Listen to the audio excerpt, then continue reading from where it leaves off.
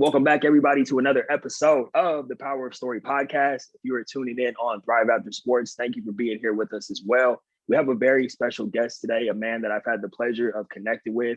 I guess about a month ago is when we connected. I'm here today with Mr. Rob Emmerich, the Director of Athletics at Stony Brook University, my alma mater. What's going on, Rob? Hey, good afternoon, Taj. Great to be here. It's a pleasure to have you. Thank you for being here. I'm excited for listeners to tune in based off the conversation that you and I had a few weeks ago. Definitely want to give some insight into your road to becoming Director of Athletics, but also talk about some of the positive changes that are happening, not just at Stony Brook, but around the country. I'm a little biased. I think Stony Brook's doing an excellent job, not just because I graduated from there. Me too. That's right. Before we dive in, Rob, can you just give the audience a little bit of background about yourself and just a quick introduction so they can get to know a little bit more about you? Sure, I've been very fortunate. You and I talked a month ago or so. I'm very fortunate to be here. I'm a Long Island native, grew up right here, 10 miles from the Stony Brook campus. And for as long as I can remember, I've been a very high achiever and looked to do well in school. But I love sports. And I really knew when I was growing up that I'd like to pursue a career in sports. So I went off to college. I thought it was a Jerry Maguire type of role that I would pursue as when I was in college, but I pivoted. And I pivoted due to some of the experiences I had on the campus of Cornell University. And it soon became very obvious to me that I really loved being involved in the games. I really loved being involved in the athletic department, and that sports law was not really where I wanted to go. So that really was a big change for me when I was an undergraduate. And I started to say, wait a second, there's a different road for me to take here. And one that I think will really align well with my passion. So that's where it directed. And I did a lot of the things that folks in our business do upon graduation is internships, right? Work for free, volunteer here, and event management companies with the Mets and different things like that to set myself up, which really set me on the road, which was a graduate assistantship here at Stony Brook. And I got my master's degree. Following my master's degree, went back to my alma mater, worked there for a bit, and then was fortunate to come back. And when I did come back to work here at Stony Brook as an assistant director of communications, I was very, very lucky that when I came here, there happened to be a lot of very, very passionate people together here at Stony Brook at one time who believed in the place, the university, and its potential, especially on the athletic side.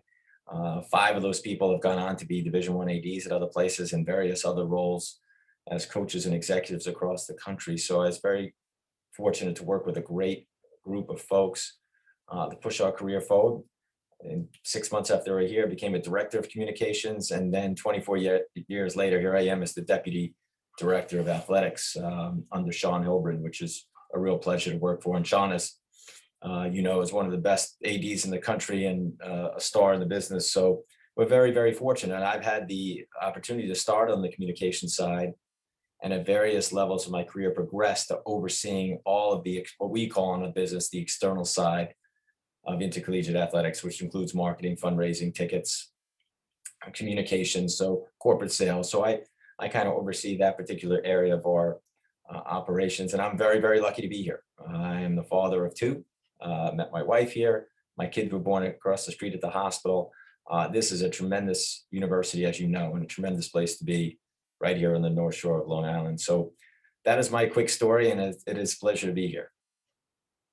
Yeah, Rob, thank you for sharing that. First and foremost, I think it's really great how you detailed, you didn't just wake up and become a director of athletics. There was a long road. You put in a lot of work. Like you said, you had to work for free sometimes.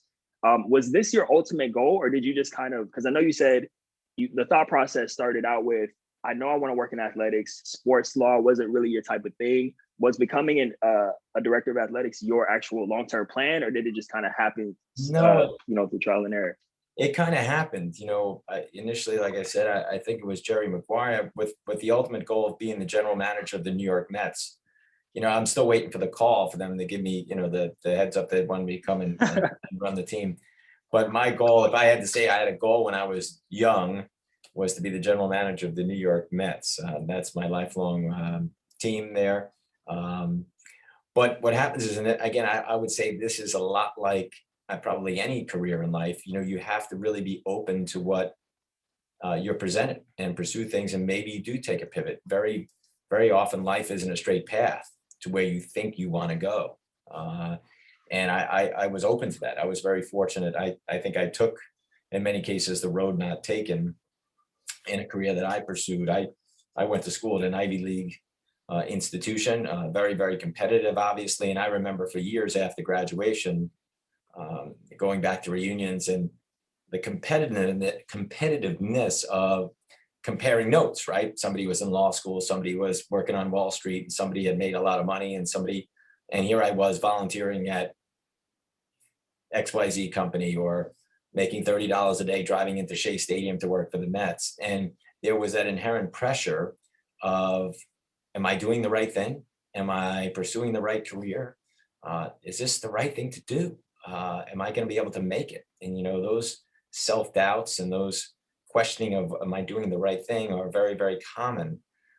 And I just remembered being steadfast and, I'm going to make it. We're going to make it. We're going to see this through. We'll put in the time, we'll work hard, and we'll get to the end of the road in a way that I think will be very, very fulfilling. And it's funny now, you fast forward 10 years from then or 15 years, and I have so many of those same friends at the time that seemingly were ahead of where I was at the time that said, man, I wish I would have done something like you. I have a good job, but I really don't love it. Or, tell me more about what you're doing. It sounds exciting. And I'm so glad I stuck with it. And at times, it's not immediate success. And if I had to say one of the things that I would recommend for everyone is having the patience to pursue what you love, patience to pursue a career, and patience to get there and enjoy the journey along the way. So many of us, I see so many young people today, they want to be a director of athletics. They graduated last year and want to be a director of athletics in 12 months. It's just very, very rare that you see that happen. In fact, it never happens. So there's got to be some patience along that road. And I'm very glad I stuck to it. So it wasn't the path I thought I'd go, but boy, oh boy, I'm glad I did. I'm gonna be honest with you, Rob. We could end the interview right there just because there was so much value that you just gave. I mean, you just gave the entire blueprint and the recipe. And I love that you touched on there a lot of people, and this is not to knock them. I think we live in kind of an instant gratification culture. So just like you said, I deal with a lot of athletes too who come to me and they want to, be a director of athletics next year, after graduating. And what you just outlined is so important. Not only the patience, being willing to serve, add value first, being persistent, not just saying, oh, this hasn't worked out this past year, 2 years, or 3 years. I'm just going to go in a totally different direction and give up on it. The persistence and the staying open that you touched on too, I think is so important, because you might have one idea in mind, but staying open allows you to pivot, but still stay on the same track, which gets you ultimately where you want to be. So I definitely appreciate all of that. Yeah, well, thank you. And I recommend too, it's just that, especially with the way people are taking care of themselves, with how long they're living, I know there's this inherent pressure to pursue a career and make money and get an apartment or a house and do those different things.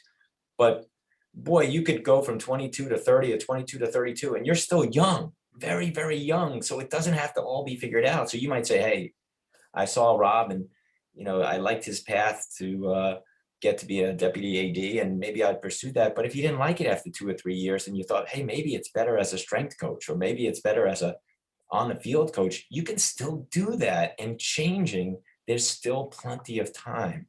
And I can't emphasize the patience in letting things evolve, patience in becoming the best version of yourself, and figuring that out. It's okay. I don't have to tell you, because I like what Rob does, is that, well, I got to do what he does and be the best version of you and figure that out along the way. That's one of the greatest gifts we have as administrators, is try to help young men and women be the best version of themselves, right? They're young men and women who come here to pursue a degree. They have this great crucible of athletics to learn all of these life lessons and the challenges that come along with it. Be and become the best version of yourself. That's a process. That's a journey. That's not an overnight thing. I'm 52 years old and I'm still learning how to be the best version of myself. That never ends. And that process of growing and learning and evolving never stops. And I just would caution young folks just to say, I need to be this by 24. I need to be this by 25. If I'm not this by 30, I'm a failure. That's not true. That's just not true. There are plenty of people that will help you, plenty of people that will guide you, but ultimately you can get there. Just have some patience and work hard, and you can get there. That is such phenomenal advice, Rob. I thank you for sharing that, because we even had a recent episode where I was sharing with people that I was so afraid to turn 30. I just turned 30 a few weeks, or I guess over a month ago now, but I just felt like I had to have everything figured out, kind of like you're saying, by 30. And you and I both know athletes, like you said, who, when they come out of college, they think they have to have it figured out right away. And that causes some scrambling, which I'm sure you see, like scrambling to just, I got to do something just so I could say I have a job or I'm making money. And they're not able to exercise that patience that you're talking about. So that's such an important message. I appreciate you sharing that. I want to get to, and I know you wear many different hats, Rob. I know Yes. you have, you do many different things in Stony Brook. Let's not get confused about that for That's anybody part of the listening. deal. Yes, sir. But what I want to speak to you about specifically is some of the changes that I've noticed. I graduated in 2013. And I'd say, honestly, really the past 3 or 4 years, obviously there's some great staff over there who I'm connected with now. What are some of the changes that you've seen as far as Stony Brook preparing athletes for life after graduation, and specifically student athletes' life after their sport? Yeah, right around when you were graduating there, we had known for quite some time that we had to create a career development office, preparing folks for life after school. We call it Life Skills here. I think we may rebrand that a little bit.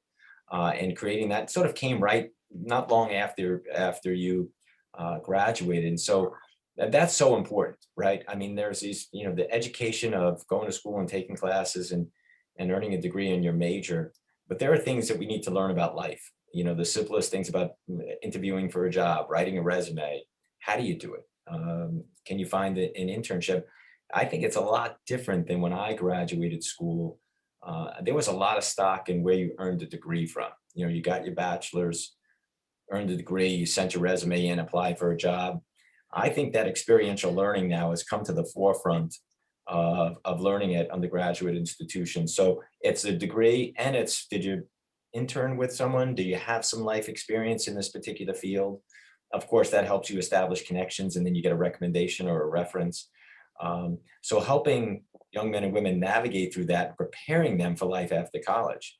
We create a checklist for them all throughout their college career, freshman, sophomore, junior, and seniors now, for them to check off in the preparation for when they get to graduation and earn their degree, that they know how to write a resume, that they know they've gone through the mock interview process, they've gone to a career night, and avail themselves of the resources that are on campus to prepare them for life after college. It's a scary thing. Many of the athletes that come here, their identity has very much been an athlete for a lot of their lives, right? They've been done very well in their respective sports. And then if they graduate and maybe don't get to go pro or don't get to pursue that career after that, then what happens? What is their identity? There are other identities, there are other things out there other than just sports. We want to make sure they're taking a look at that and availing themselves of preparing themselves for life after college in that pursuit. So Izzy Fortuna runs our life skills office, and SWA Deb DeJong, and helping out there and preparing our student athletes for that. Obviously, the last year or so has been extremely challenging for everybody, but really putting a lot of emphasis into that and the offshoots that come along with it. I mean, mental health is in a much different spot than it was 10 years ago. We often, student athletes come, the pressures that come along with performing on and off the field. And you think about, well, we know how they're doing in the classroom. If they're doing well on the field, or if they turn an ankle or twist an ankle, we tape an ankle. But more and more, and rightly so, we're talking about, are they doing okay? How's the mental health? It's something that hasn't been spoken about for quite some time, and now is at the forefront. And how's everybody doing? Everybody comes from different life experiences, different family backgrounds, and sometimes it's okay to ask for help. We all need help. We've all needed help in our life, and providing that support, as well as that career and that life development support, is important to really rounding out and taking a holistic view of a student athlete. Yeah, it's been really great to see, Rob. And, like I said at the beginning, I'm a little biased because Stony Brook is my alma mater. But at the same time, I have to say, I've had conversations with I won't name any schools, but I've had conversations with different people around the country and athletic departments. And I'm not really seeing the emphasis put on this the same way. what I mean by that is, I think first of all, the hiring, and I don't know who's in charge of that. You may have something to do with that, but you know, when you talk about Isidro, when you talk about Debbie, these are people who I've had the pleasure of connecting with as well. And I think they're not just there to do a job; they actually care, and I think that shows through in the type of work they're doing. It makes me excited thinking about if I had these resources available to me, and it sounds like I just missed it in Just missed 2013. it. And Just missed it. just missed it. That's all right. It turned out fine. It You took me turned a out right. while. It took some time. It took me, but you know, but yeah, it's just exciting to see because I think about even with like the checklist, right? That's something that I wanted to touch on because when Izzy invited me to come speak for the to the students in the life skills course, and I saw that checklist, it was so detailed, and the students are incentivized to do that to get credits, which is cool because they're doing it to earn credits and pass the class, but it's also helping them not just when they graduate or after they graduate, but well into the future, developing some of those habits. So that's what Yeah, excites me. Mhm. yeah, to get them to think about their future. I mean, often, they get conditioned isn't the right word, but they're often just worried about the next day, right? You get up the next day, I've got this class, I've got practice, I'm going to go to strength and conditioning, and then there's the next day, and then there's a game this weekend, and then and so very easily, anybody who's gone off to school and all of a sudden you land on campus as a freshman and it's Christmas and your first semester is over, right? And then all of a sudden the year ended and I'm a sophomore. And so without thinking about your future, or at least doing some preparatory work and creating a checklist or creating something that they're thinking about, and it seems far away as a freshman, right? I think about a career that's way off. It's not that far. Any one of us who's gone to school, it knows how fast it goes, and and to be thinking about at least push them in the right direction to set the course for success following school. Yeah, it really is a beautiful thing, Rob. Like you said, you are often kind of tunnel vision as not kind of, you are tunnel vision as an athlete. You just, how am I going to get through this day with practice and film and travel? So the fact that this work is being intentionally done and they're getting credit for it and it's being carved out, I think that's hugely important.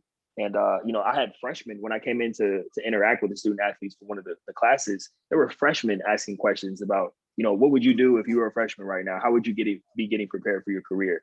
And that's really exciting to think about. So yeah, we could go on and on about that. I'm curious to know what are some of is there anything upcoming that you can share? Any upcoming projects related to student athletes in that department, meaning preparing for life after sports, or just anything else that you want to share? Yeah, Exciting coming up. Yeah, Taj, one of the things that's very important in the college landscape now is a name, image, and likeness. You've heard a lot of this out there in the talk about how this is going to be unfolded.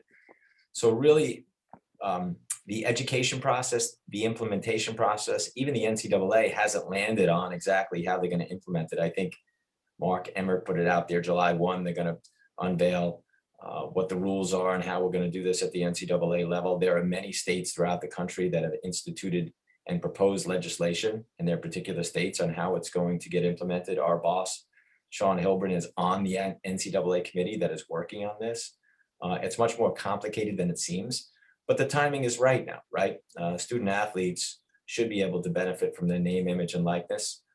It's been well documented, the benefits of that and how it works and how it gets rolled out. So being able to educate our student athletes on what that means for them, should they be able to avail themselves of this, and the different parts of how they will avail themselves of it, everything from earning money and what that means, right? And tax implications, and how is an athletic department going to help support that in a way to provide education so the student athlete knows how best to maximize that opportunity for himself or herself going forward. So that's going to be a very interesting evolution and unveiling for college athletic departments across the country. So we are very much attuned to that.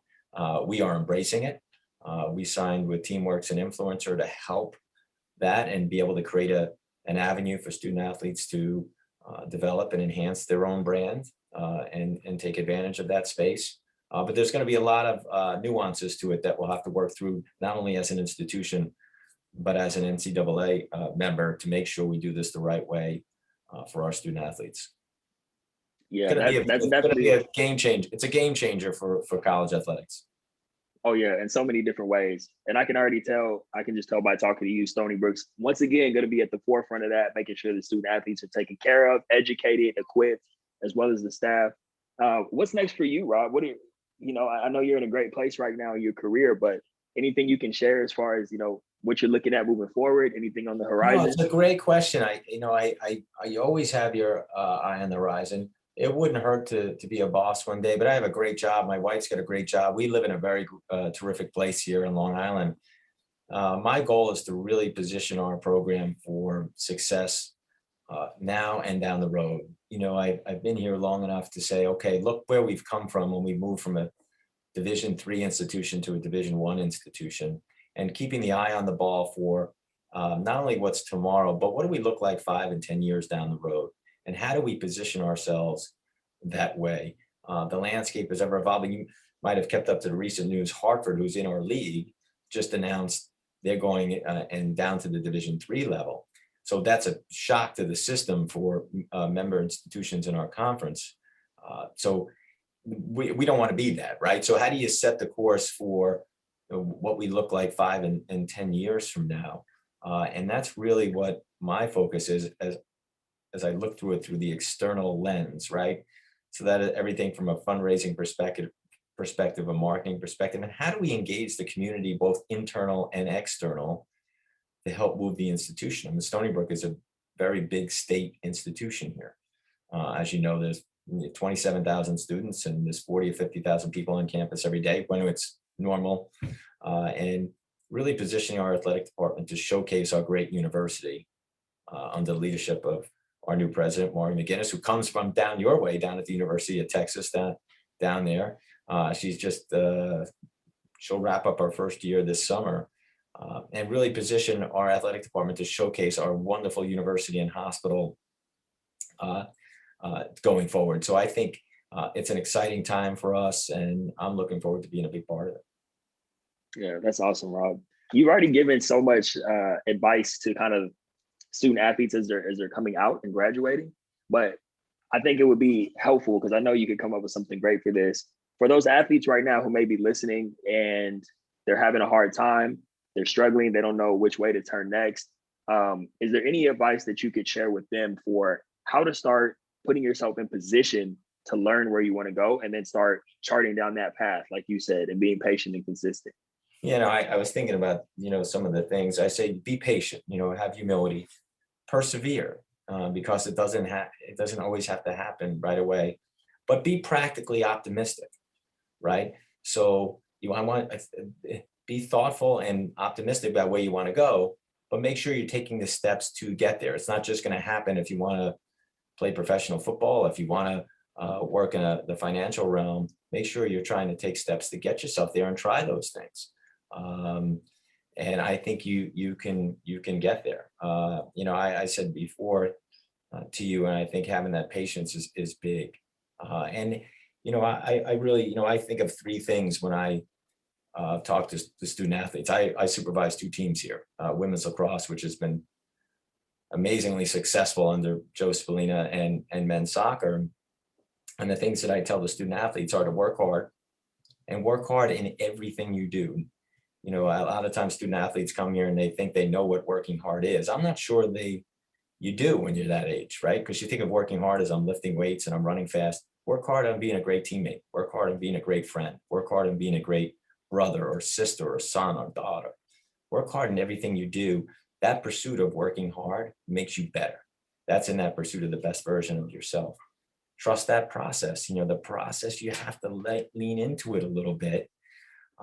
And I think if you can and have the patience to go along with it, you'll get there to where you want to be. And then lastly, take care of each other. I think when if you had to say something to student athletes, ask somebody. It's okay to ask somebody for help. Hey, what did you do to get to where you are? What kind of network do you have? Take care of each other. Those anxieties that you're feeling, those self-doubts, chances are the person next to you felt the same thing, or the person that you admire in the role in an office building or in a professional organization had those same self-doubts and had to overcome. Believe it or not, people that are willing to help you get to where you are. Lean on them. Call Taj, call somebody that you know, and ask them. They're more than willing. They're gonna help you. And don't fight that battle alone, right? In this world, we need each other. We need to put our arms around each other. We need to take care of each other. And we can do that. Don't pursue that by yourself and feel like I don't want to tell anyone, I'm afraid to ask this, or I don't know this, or I'm not sure if I can do this. You can ask for help, and chances are it'll be there. Ooh, I should have told everybody to get their notepads out before we started this episode, Rob. This is really great stuff. And I was over here taking notes myself because I think some of the things that you said, I don't want listeners to miss this. You might want to run that back and just listen one more time to what Rob was sharing. Because some of the stuff, like take care of each other. Okay, that sounds simple, right? But if you actually apply that and actually continuously do that, so many great things can happen. That's something that I didn't do, is check on my teammates, to see how they were doing.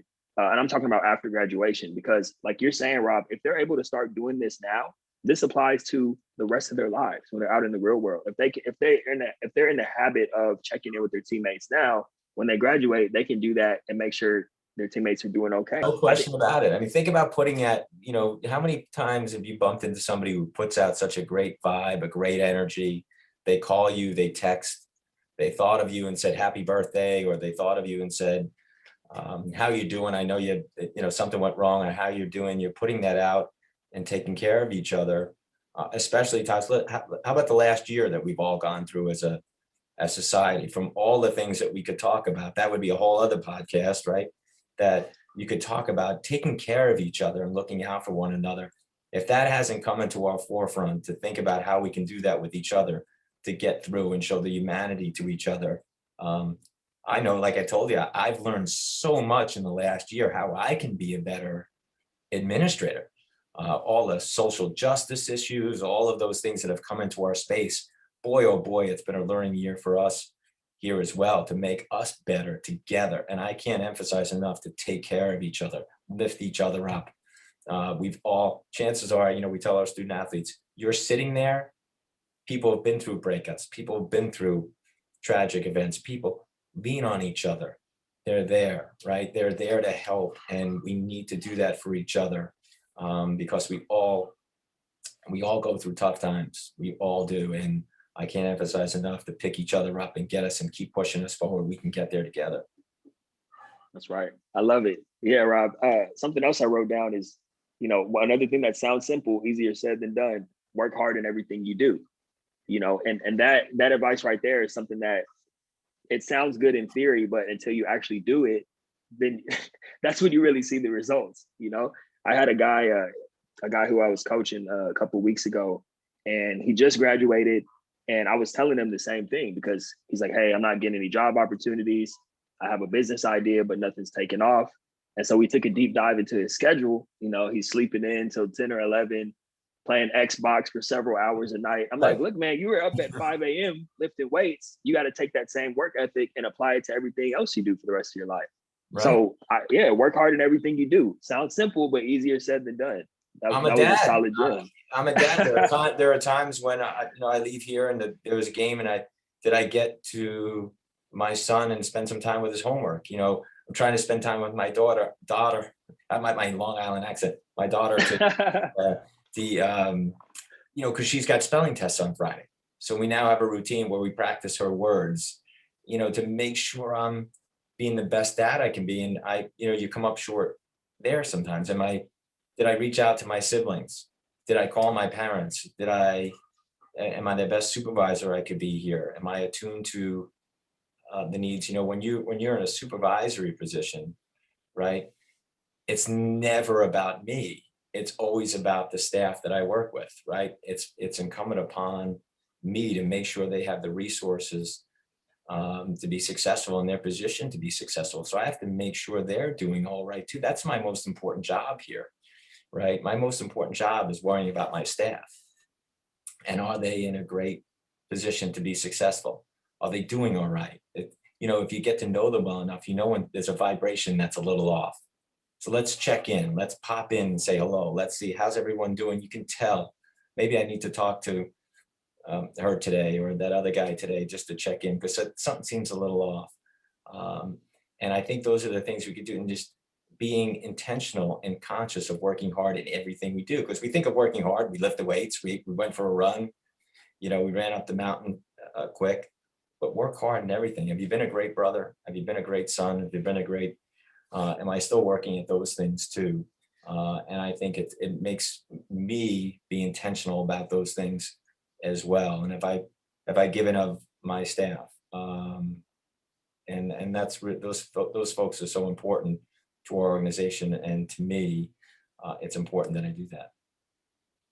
So good, Rob. Okay, I have one final question for you Sure. as we start to kind of close it out a little bit. Um, I know you're gonna live, another 52 years, especially being out there next to that. You got that Stony Brook Medical Center out there. They'll take good care of you. You're gonna break the 100 mark. But when you're no longer here, what do you want the legacy of Rob Emmerich to be? How do you want to be remembered for who you were on this planet? That's a great question. Boy, oh boy, that, I am, it's hard, in this business, it's easy to be self-promoting, right? Because in the business, you have a tendency to say, I did this and I did that, and I was responsible for this, so you can get the next thing. I hope that people would remember me as a great colleague, a great dad, someone who cared deeply and was passionate about Stony Brook. And while he was here, left a very good mark that had a lasting legacy on the program and the student athletes that came after it. For me, that I'm amazed. These young people keep me young. So some of the folks that were here when I first started, I remember them, and now I've gone to their weddings and seen them as adults and their own children, and it's I feel like what happened here. Time is passing, and but boy, oh boy, I would love to just remember a great colleague, a great friend, a great dad, and someone who left his mark on Stony Brook and cared deeply about the place. And we are very fortunate to be here. We are caretakers of this great institution while we sit and work here, and to pass it along and make it better while we're here for the next person that comes along after us, because there will be a next person, and we're going to make it better, and we'll hand it off when it's time to go to the next person, and hope they say, wow, they did a great job while they were here and left it in a better place. I'll take the baton and keep going. And that would be a nice way to leave it and be remembered. It's not about me. I'm not a big ego guy and I did this and I did that. I'd be more proud to when I'm retired on the beach, maybe I'll be down by you, retired on the beach, to be watching and be proud of the legacy and watching teams win and the success that comes to Stony Brook after we have left it. There are a lot of people who have contributed to it. I mentioned at the top of the broadcast, the amazing people that have had the opportunity to work with over the years, and they've gone on to great things. And this university is very fortunate that they were here at the time they were, and they've left an indelible mark. It's been an absolute pleasure. Yeah, that's awesome. The great part about that question, Rob, is I love asking people that question because the answer is often already something they've accomplished. You've already, everything you listed that you want to do, you've already done it, and you're just going to continue to build on it and build on it. So that's a beautiful thing. I just want to acknowledge you for a second. I think I told you this the first time we connected. It's great to have conversations with people who in athletic departments who get it and are actively trying to help the student athletes and not just there to do a job. And you're one of those people. And I can tell that you have such a good heart. You actually care. You're a people person, and you actually do care about your legacy, like you said. And so, like I said at the beginning, it makes me really happy to know that people like yourself are around the world, and especially on the campus like Stony Brook, and helping the athletes out. So thank you for all the work that you do. I'm grateful to have connected with you. I'm excited for the work that we're going to be doing together in the future. I'm excited for you to check out my book, which I just shipped out to you yesterday. Yeah, I sent it yesterday. Same to you, Taj. I mean, the work you're doing with people, you're helping your fellow man, you're helping other human beings. And that is, I can't tell you, I just think so highly of that and the work that you're doing as well. And it's much appreciated, making our alma mater proud, right? So I think it's great work that you're doing as well. We're here in service of these student athletes. They're at the center of what we do. And, I come from a family of educators. My mom and dad were teachers. Two of my siblings are teachers. My wife is a teacher. I can go on and on, right? So I'm at a school here too. So we have this amazing ability to help the growth of young people and have an impact on others' lives. And I don't think there's anything too much more powerful than that, helping other people. I think it's a great and tremendous responsibility to have. Yes, sir. Yeah. Thank you for your kind words too, Rob. Definitely appreciate that. Welcome. Before we get out of here, I know that, you're already a busy man, so you don't have to give your email address or you don't have to share any of that. But if there's any way that people can get in touch with you, or maybe you're on social media, how should people get in touch with you or Sure. just follow My your email journey? address, it's okay. It's Robert. All right. At stonybrook.edu. It's really easy. My last name is EMM, two M's as in Michael, ERICH at stonybrook.edu. I'm on Twitter. I'm not a big tweeter. I'm a big retweeter. I like something, I'll retweet it. And that's at Rob Emmerich. So I think that is a platform. I'm always just a little, that's my own uneasiness there. I'm always worried about that send, and you send something that was misspelled or something like that.